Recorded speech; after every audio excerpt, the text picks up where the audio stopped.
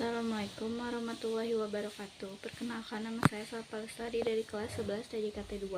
Di sini saya akan menjelaskan apa itu VLAN. Nah, jadi VLAN itu singkatan dari Virtual Local Area Network. Nah, dia itu adalah teknologi yang memungkinkan kita membagi jaringan LAN. Nah, LAN itu singkatan dari Local Area Network. Nah, menjadi beberapa segmen logis yang terisolasi tanpa harus memisahkan secara fisik. Nah, di sini juga fungsinya bisa membagi jaringan besar jadi beberapa jaringan kecil yang lebih aman. Nah, untuk fungsinya juga bisa untuk meningkatkan keamanan dan fenomena jaringan. Nah, yang saya akan jelaskan di sini ada VLAN 1. Nah, VLAN 1 adalah VLAN bawaan Swiss yang biasanya sudah aktif. Semua port Swiss biasanya tergabung di VLAN 1 secara default. Nah, VLAN 1 juga bisa digunakan untuk manajemen Swiss, tapi nggak disarankan karena buat produksi terlalu resiko keamanannya. Nah, yang kedua ada VLAN ID. Nah, VLAN ID adalah angka unik, misalnya dari 1 sampai 4094 yang mengidentifikasi VLAN. Contohnya VLAN 10 untuk HRD, VLAN 20 untuk finance. Nah, VLAN ID membantu switch memisahkan trafik berdasarkan VLAN. Nah, yang ketiga ada VLAN truk. Nah, VLAN truk ini adalah mode port yang memungkinkan banyak VLAN lewat satu kabel. Nah, biasanya antar switch atau router. Port truk membawa tag VLAN ID buat bedain trafik dari VLAN yang berbeda. Nah, yang keempat ada VLAN akses. Ini adalah mode port yang menghubungkan device, misal komputer dan printer, ke switch. Port akses biasanya tergabung di satu VLAN tertentu aja. Nah, yang terakhir ada VLAN manajemen. Ini adalah VLAN khusus untuk manajemen switch, seperti akses remote, SSH, dan lain-lain.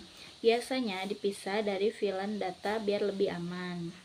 Nah, di sini saya akan menjelaskan topologinya. Nah, ini gambaran topologi saya. Nah, di situ ada sumber internet, WAN, uplink, dan VLAN-nya. Nah, untuk konfigurasi singkatnya yaitu di sini kan ada router pertama dan router kedua. Jadi di router pertama itu harus ngerouting si VLAN-nya dulu.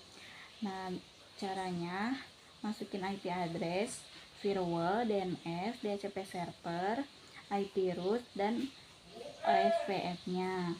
Setelah itu di router keduanya di interface pilih yang uplink, terus VLAN yang trunk. Nah, tambahin VLAN nama, VLAN ID, dan interface-nya berikut sampai 3. Nah, terus setting IP address, masukin IP-nya.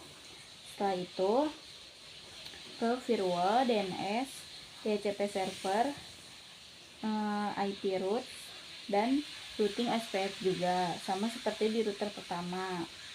Nah, di sini setelah itu ke kontrol panel, masukin IP-nya. Setelah itu cek di CMD atau kita bisa sebut command prompt. Terus ke Chrome untuk ngecek ada atau tidaknya IP-nya. Setelah itu ke VLAN. Nah, ternyata di Chrome itu untuk masuk ke VLAN-nya. Nah, jadi isi di bagian yang ada nama VLAN. Setelah itu pilih portnya port 1 yang enable only dan isi 99.